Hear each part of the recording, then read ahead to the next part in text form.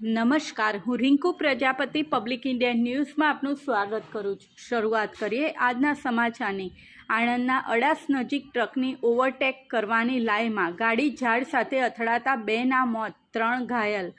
આણંદ તાલુકાના અડાસ ગામ નજીક નેશનલ હાઈવે પર ઓવરટેક કરવાની લાઈમાં બેકાબૂ બનેલી કાર રોડની બાજુમાં આવેલા ઝાડ સાથે ધડાકાભેર અથડાઈ હતી।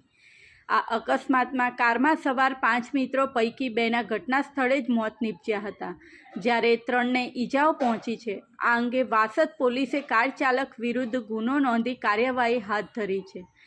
અમદાવાદ શહેરના જુહાપુરા વિસ્તારમાં રહેતો 22 વર્ષીય આસિફ ખાન નાસિર ખાન પઠાણ કપડાની દુકાનમાં નોકરી કરી પોતાનું ગુજરાન ચલાવે છે।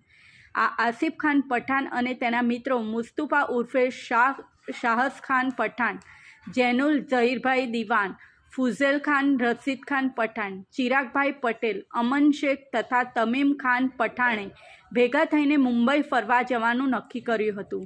જે મુજબ તેઓ 5 મિત્રો ગતરોજ રાત્રિના 11:15 વાગ્યાના અરસામાં અમદાવાદથી બ્રેઝા ગાડી નંબર GJ01 HX 5993 લઈને મુંબઈ જવા માટે નીકળ્યા હતા। તે વખતે બ્રેઝા ગાડી મુસ્તુફા ઉર્ફે શાહબાઝ ખાન પઠાણ ચલાવતો હતો। તેઓ રાત્રિના 2:45 વાગ્યાના અરસામાં આણંદથી વડોદરા તરફ જવાના નેશનલ હાઈવે નંબર 48 પર અડાસ ગોહિલ નગર પાટિયા નજીકથી પસાર થતા હતા। દરમિયાન ચાલક મુસ્તુફા ઉર્ફે શાહબાઝ ખાન પઠાણે બ્રેઝા ગાડી પૂર ઝડપે હંકારી આગળ જતી ટ્રકની ઓવરટેક કરવા જતાં અચાનક સ્ટેરિંગ પરથી કાબુ ગુમાવ્યો હતો, જેથી આ બ્રેઝા ગાડી રોડની બાજુમાં આવેલા ઝાડ સાથે ધડાકાભેર અથડાઈ હતી।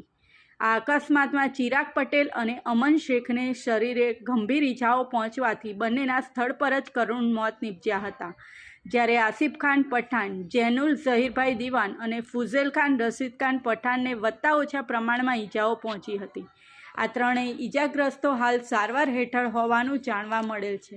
આ બનાવ અંગે આસિફ ખાન નાસિર ખાન પઠાણે વાસદ પોલીસ મથકમાં ફરિયાદ નોંધાવી છે, જેના આધારે પોલીસે બ્રેઝા કારના ચાલક મુસ્તુફા ઉર્ફે શાહબાઝ ખાન પઠાણ વિરુદ્ધ ગુનો નોંધી કાયદેસરની કાર્યવાહી હાથ ધરી છે। આ સાથે આજના સમાચારને અહીં સમાપ્ત કરીએ છીએ।